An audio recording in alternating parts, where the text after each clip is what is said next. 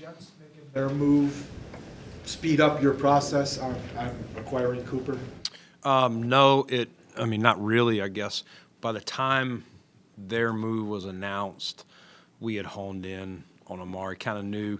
I was monitoring that one, checking around, and I would say by Monday afternoon, felt there was a fairly decent chance that we could do this with Cleveland. They had played their game Sunday, had a conversation with them Sunday evening, and a couple more on Monday, maybe even a couple hours before the game. And so I just ultimately, when you're that close to the game, you're kind of focused on that, like, hey, let us get through, let us see where we are health-wise, and I'll call you tomorrow. So we were not to the finish line. I would say we were really close by the time that was announced. We kind of had moved on.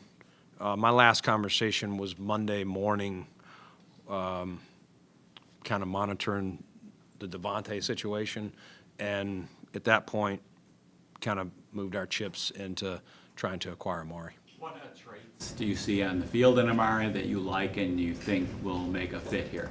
Yeah, I mean, obviously, he's a well-respected guy for what he's done in the league. As long as he's been part of the pre-draft process when I was in Carolina, I got to spend some time with him, and he's very football smart. He's a quiet. He's probably not going to be a long interview for you guys when you get to talk to him, but he loves ball, and he's very, very smart. Outside perimeter receiver, not that he can't play inside, but very good route runner, smooth. He can stretch the field vertically. I think he was high 4.3s when he came out. You still see that. He's had a high average per catch, his career. He had a 200-something yard game late in the season with Flacco last year.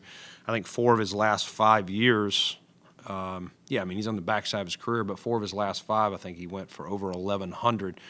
And slower start this year, but hopefully, it's going to take him some time. You don't just walk in and just plop him in and say, go. He's got to get up to speed. Our calls, our checks, where he's, alignments for each play. So it'll take a little time. I think we need to be fair to him from that standpoint. He played mostly X with Cleveland, which made obviously sense given everything they had. Do you see him flanker, as you've got Keon playing mostly X? Do you see him being able to play flanker just as well as? Yeah, I think Joe and the staff will figure that out. Adam Henry coached him in Dallas, so I was able to ask Adam a few things about him when we were in New York, after the Jets game, just to kind of get, make sure everything was adding up from the guy that I knew coming out of college. But, yeah, I'm not going to pin him into one spot. I think he can play either one. He's football smart. And, we move our guys around. I know Shakir plays mostly inside, but he's smart and can play outside, and Curtis Samuel, all those guys. So it's really just add this to Joe's pieces and let him and Josh and the coaches figure that out. Urgency with this move, because you said a couple of weeks ago going into the season, you like this group. You make this move to bring in a guy, like you mentioned, his credentials, a real number 1 receiver. What was the urgency level after what you saw from this offense in the first 6 games? Yeah, listen, I'm always looking. It doesn't mean I didn't like the group. I can't make a team like Cleveland do the deal. So if we didn't do this deal for him, I still like our group. It's not anything there, but anytime you can add a player, just like we added Rasul last year, I'm always going to monitor that. You guys know me. I've been here long enough. And like I said, if for some reason there's another player that comes along between now and the deadline that makes sense for us, good fit, it's got to fit within the cap. You may hear a pool of players, as we know, are available, but can we fit them, separate of the draft pick? Can we fit them within our cap constraints, whether that team's already, renegotiated their deal like Amari's was, or they're willing to eat cash. So even though there's a pool this big of players that may be available, ours is probably, considerably less. That's why this move made so much sense for us with where his salary is and where our salary cap is. But no, separate of Amari, I really do like our guys in the mix. It's early in the season. Just like an O-line, you're still forming things. We had so many new pieces in that receiver room other than Shakir. So in fairness to those guys, we're still early in the season, just getting going. In the same vein, though, to what degree, and I'm sorry if I'm repeating Matt's question, to what degree do you think the everyone eats motto may not have been working or working as quickly as you maybe wanted it to for this team? No, I wouldn't say it's not working. Every game kind of takes on its own identity. The first few weeks, I don't think anybody was saying that wasn't working. I think we were doing well. We got punched in the mouth in Baltimore early in that game. I think we got down 21-3. We love it if we're up 21-3. Our defensive ends and pass rushers are pinning their ears back. When you tell the other team you're going to pass every time in this league, good luck. You might can do it at some college levels, when you're playing, whoever, a good team versus a not so good team. But the NFL, if you get down like that, you're asking for the other team to pin their pass rushers back. We got to be balanced. That's the best way to play in this league. And so, again, when you get down, and we got down 20-3 against Houston. So, the other night, I thought we did some good things. Obviously, we ran the ball well, but this wasn't a, hey, the everybody eats motto that was going around, or mantra, that we needed to throw that out. This is back to what Matt's question was really just an opportunity to add a guy that adds an experienced, proven skill set to the group, and how quickly can we get him fit in, and I know he's going to work hard, and again, Coach Henry's coached him before. I think that helps the whole process, and we'll see where that goes. Your experience, what is it like for a receiver, and maybe even if you want to compare to other positions, for a receiver to get onboarded into an offense during the season? Great question. Probably one of the harder ones. Yeah, probably one of the harder ones, unless they've played in that exact system before. That could make it. When Isaiah Hodgins left here a few years ago from the practice squad to the Giants, exact system, probably easier for Dayball and those guys to plug him in than a guy who's not. Now, there's things you can do, tagging plays. There's various ways, and I do think Adam Henry, having coached him, knowing maybe he can say this is what we called it in Dallas or things like that, just to kind of help speed that up. But probably easier to come in and play, an offensive line position, other than you got to figure out the protection calls, than the depth of the playbook at receiver. Brian, usually in your in-season deals, You like to target guys with a future piece to it. Yep. He's a free agent, so what made this situation a little bit different for him?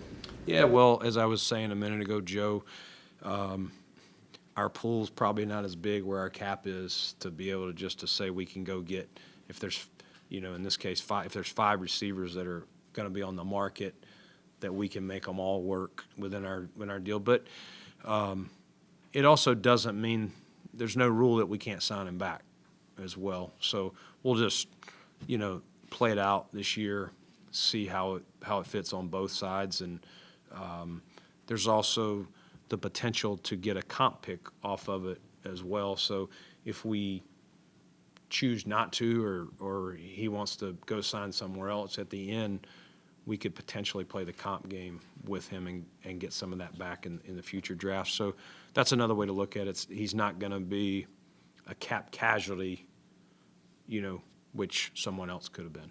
How much did finding answers potentially for man coverage play into this decision to make this move? Yeah, I mean, you want answers for everything, guys that can play zone, man, everything. He's a proven player that can play against both. And again, just really adding another piece to the group, and that includes our tight ends, our backs, all those. Just another guy that Joe can, again, once we got to get him up to speed, can hopefully help us, the second half of the season. Brandon, are drops a concern at all? He's had some drop passes so far this season. Yeah, I mean, those are frowned upon. You, you want them, it's called receiver, you want them all to receive them, but that happens. Everybody's got their strengths and weaknesses at the position. And I would say over his career, though, the positives have far outweighed. But if you were going to pick on one thing with him, maybe he has, had a few more drops, which, again, he didn't really have many of that in college, but, there have been some drops on tape in his career. But hopefully that won't happen here. But he doesn't say much, or he hasn't said much in your conversations, but how do you sense the level of excitement going from the situation he was in, just in terms of the season outlook, to now first in the division, chance to maybe compete for a Super Bowl? Yeah, I haven't visited along with him. He drove over here last night, and he sat down in my office for a few minutes, and we talked about when we went to dinner, when he was at Beane and stuff like that, and just his family situation. Again, he's a very reserved. You guys will get that. I think that's a good question for him on, we didn't really talk much about Cleveland. We more just talked about here and who he knew here and Coach Henry and that, a little bit of his family. So it was a 20-minute conversation, but I'm sure when Derek gives you guys access to him, he'll be glad to answer that. It might not be a long answer, though. Brandon, you can go ahead, Joe. When did you start the process of searching for maybe a wide receiver, whether that be Amari? I believe you mentioned you at least had discussions about Devontae. Just when did those conversations in total, not specific players, begin? Yeah, again, there's been other guys at the same position and other positions that we've had conversations with. They generally happen at different times for different teams, or that player, maybe, there's guys 3 weeks into the season that maybe it's a player that signed somewhere, got beat out, or got drafted over, and the agents talk to the club and they're like, all right, we're willing to move him. We feel confident there. So we're, I spoke to a club yesterday that told me 3 players on their team would be available if we had an interest between now and the next month, whether it's injury or whatever. So we're constantly having those. We didn't have a meeting and say, hey, it's September the 29th, we need receiver help. It's, these conversations kind of come and go, and they all kind of have in their own little silo, I would say.